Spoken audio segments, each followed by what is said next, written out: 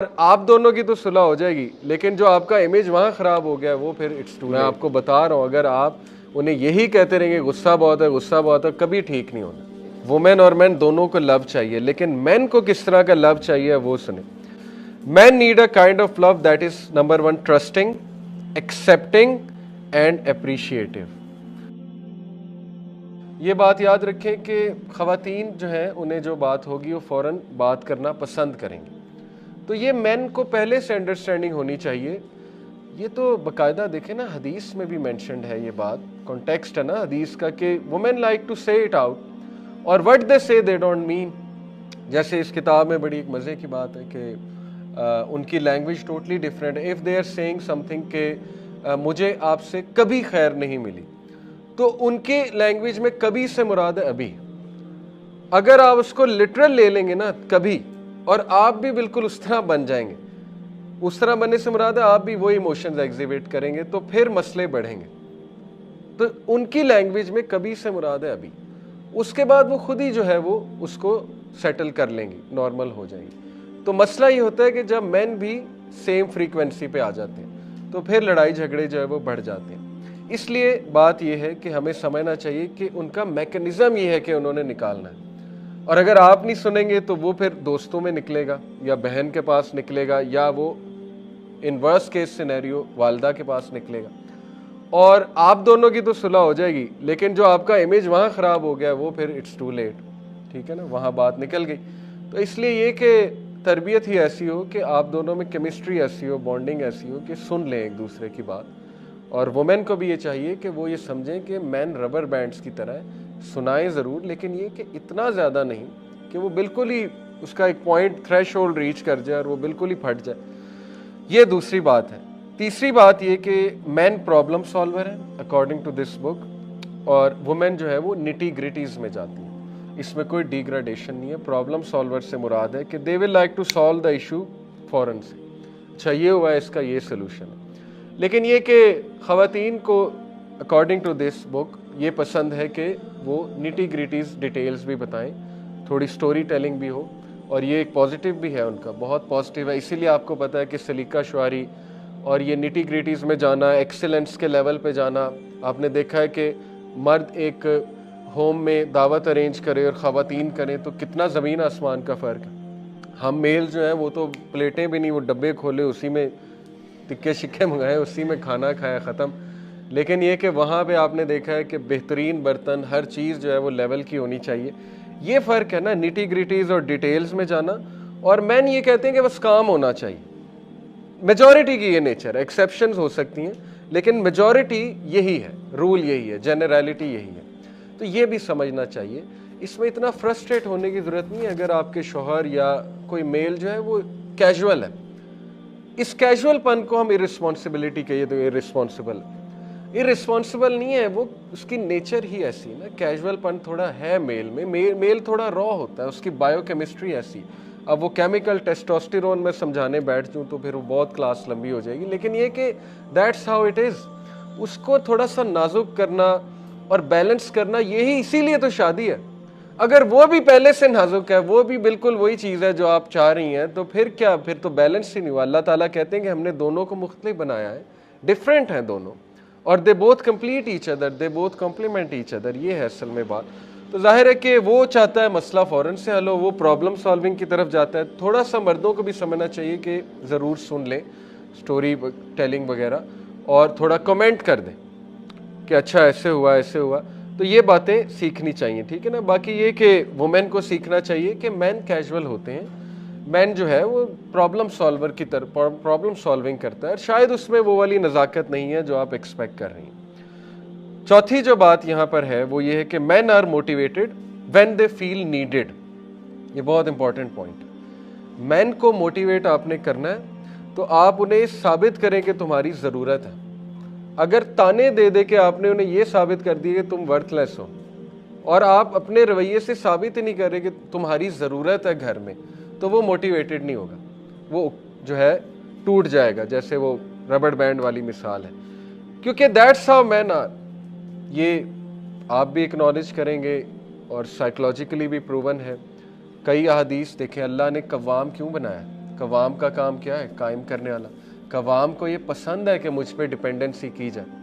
अगर आप उसे शो करेंगे कि तुम्हारी कोई ज़रूरत नहीं है, कोई डिपेंडेंसी नहीं है, तो फिर वो नहीं चल सकेगा। फिर तो आपने उसको जो है वो जाहिर है वो बात है ना कि तोड़ दिया, या उसका वो जो पॉइंट था इलास्टिसिटी वाला वो ख़त्म हो चुका है।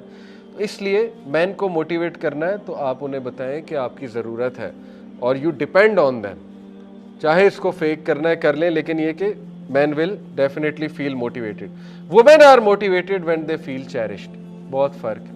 मैन कैसे मोटिवेट होते हैं कि आप उन्हें बताएं यू आर नीडेड। वुमेन कैसे मोटिवेट होती हैं कि आप उन्हें चेरिश करें, तारीफ़ें करें, आप उनको अप्रिशिएट करें। ठीक है, और ये तो हदीस में भी आता है। इस लेवल पे आता है चेरिश करना कि रसूलुल्लाह सल्लल्लाहु अलैहि वसल्लम ने कहा कि 3 केसेस में जो है झूठ बोले जा सके। हदीस का कॉन्टेक्स्ट है, एक ये कि तारीफ़ करने के लिए, तो इसमें क्या हर्ज है? देखें, ये मैं हदीस इसलिए सुनाई है कि इस लेवल पे चेरिश करना जो है वो अल्लाह के नबी सल्लल्लाहु अलैहि वसल्लम अपनी बेगमात को अलकाबात से बुलाते थे। हज़रत आयशा का लक़ब रखा हुआ था अल्लाह के, आइश गालिबन, आइश।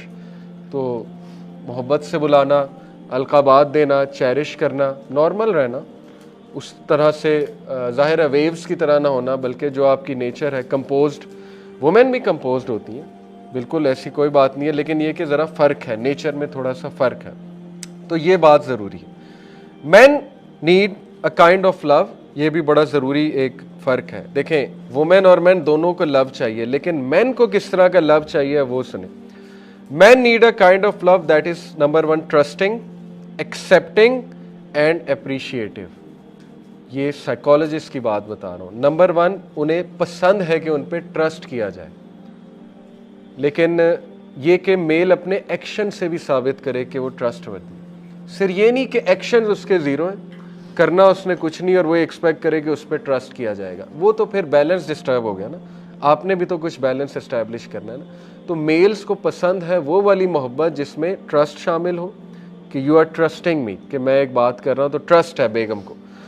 नंबर 2, एक्सेप्टिंग, जो वो है उसके बारे में एक्सेप्टेबिलिटी, लेकिन ये कि रैश ना हो, रॉ ना हो। एक्सेप्टेबिलिटी से मुराद है कि मैं बिज़ी हूँ, वुमेन एक्सेप्ट, मेरी वाइफ एक्सेप्ट कर रही। मैं थका हारा आया हूँ, ठीक है ना, वुमेन मेरी वाइफ एक्सेप्ट कर रही है, मर्द को खुशी होती है, इस तरह की मोहब्बत पसंद है मर्द को, सीधी सी बात है। तो तीसरी चीज़ ये कि अप्रिशिएटिव, और ये मैं आपको बताऊँ कि जॉर्डन पीटरसन एक साइकोलॉजिस्ट हैं, हार्वर्ड के ग्रेजुएट है, वो भी अच्छे पॉडकास्ट होते हैं उनके। तो वो ये एक बात करते हैं कि मेरे पास सबसे ज़्यादा जो डिप्रेशन के केसेस आते हैं वो मेल्स के आते हैं, और ये बड़ी हैरान कुन बात है। अमेरिकन सोसाइटी की बात करें, क्लिनिकल साइकोलॉजिस्ट हैं, तो वो उनसे जब पूछा गया कि क्या है मेल्स को मेन शिकायत क्या है, वो कहते हैं कि दे आर अंडर अप्रिशिएटेड। जो मेल्स हैं वो बहुत अंडर अप्रिशिएटेड है।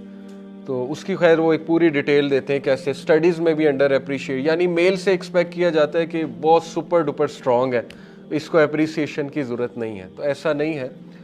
मेल को वो वाला लव पसंद है जिसमें ट्रस्ट हो, एक्सेप्टेबिलिटी और अप्रिसिएशन हो। अब women need a kind of love that is number 1 caring, बहुत ज़रूरी पॉइंट है। लव लैंग्वेज जो वुमेन को पसंद होती है वो फिज़िकल टच और केयर की होती है, और इसको मूवीज़ में भी वो फिर दिखाते हैं इसी तरह। जाहिर है अगर आप कहें कि नहीं ये रिसर्चेज एवं बोगस हैं, तो फिर पूरी मूवीज़ देख लें आप, वो क्या उसमें दिखा रहे हैं। वुमेन को केयर चाहिए, नंबर 1 केयरिंग। Number 2 understanding. देखिए वहाँ पर था एक्सेप्टिंग, यहाँ पर क्या है अंडरस्टैंडिंग। उनको अंडरस्टैंड करना और उनको लेबल ना करना। हम लेबल कर देते हैं ना कि इसका तो गुस्सा ही बहुत है, ये क्या लेबलिंग है, इसका तो गुस्सा, ये कभी गुस्सा ठीक नहीं होगा। मैं आपको बता रहा हूँ, अगर आप उन्हें यही कहते रहेंगे गुस्सा बहुत है, गुस्सा बहुत है, कभी ठीक नहीं होना। देखें हमें हदीस में मिलती हैं, ऐसी बातें मिलती हैं। हज़रत आयशा रज़ियल्लाहु अन्हा बहुत मोहब्बत करती थी रसूलुल्लाह सल्लल्लाहु अलैहि वसल्लम से। एक बार दूसरी वाइफ की तरफ से कुछ डिशेज़ आईं, हज़रत आयशा को थोड़ा सा गुस्सा हुआ। ज़ाहिर है ये नेचुरल एक जेलसी होती है। हज़रत आयशा ने जो है हाथ मारा, गालिबन यही कॉन्टेक्स्ट है, वो गिर गई, डिशेस गिर गई। तो अल्लाह के नबी सल्लल्लाहु अलैहि वसल्लम ने वहाँ पर बहुत कंपोजर के साथ मुस्कुरा कर कहा कि तुम्हारी अम्मी को, वालदा को गैरत आ गई। दैट वाज हिज रिस्पॉन्स, बस। और बाद में बात डाइल्यूट हो गई, वहाँ पर इशू बहुत खड़ा हो सकता था, अल्लाह माफ़ करे, रसूलुल्लाह सल्लल्लाहु अलैहि वसल्लम से तो बिल्कुल एक्सपेक्टेड नहीं, लेकिन कोई आम मर्द होता तो बहुत सा इशू खड़ा हो सकता था। तो इसलिए एक्सेप्टिंग कि हु दे आर, जैसे मैंने ऊपर जो है वो बातें बताई कि डिफरेंस है, बहुत डिफरेंस है, उसको एक्सेप्ट करना और लेबल ना करना, ये है लव की एक शक्ल जो वुमेन को बहुत ज़्यादा पसंद है। तीसरी बात, रिस्पेक्टफुल।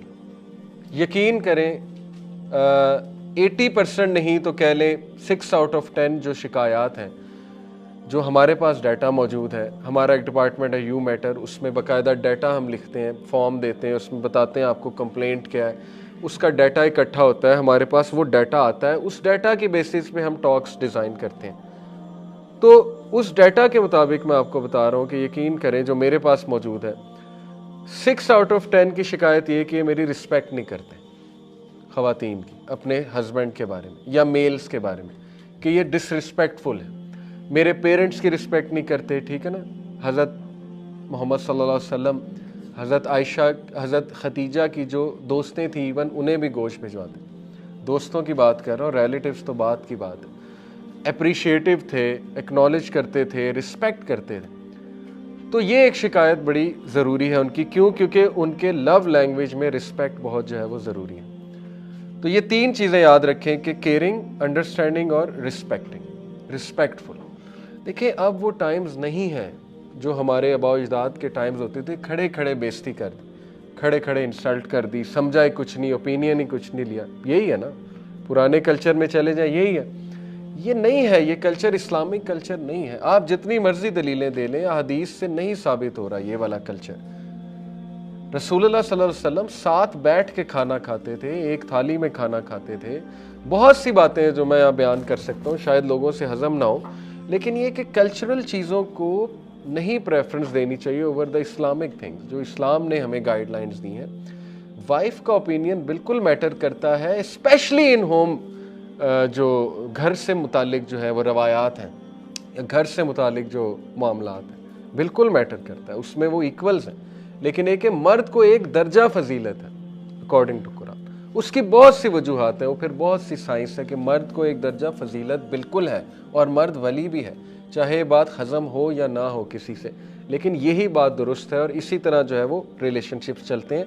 लेकिन अगर उसे एक दर्जा ऊपर है तो इसको वो मिसयूज़ करेगा तो वो जालिम है। जैसे एक घर का लीडर है, वो अच्छा लीडर ही नहीं तो उसका हिसाब तो फिर कड़क होगा।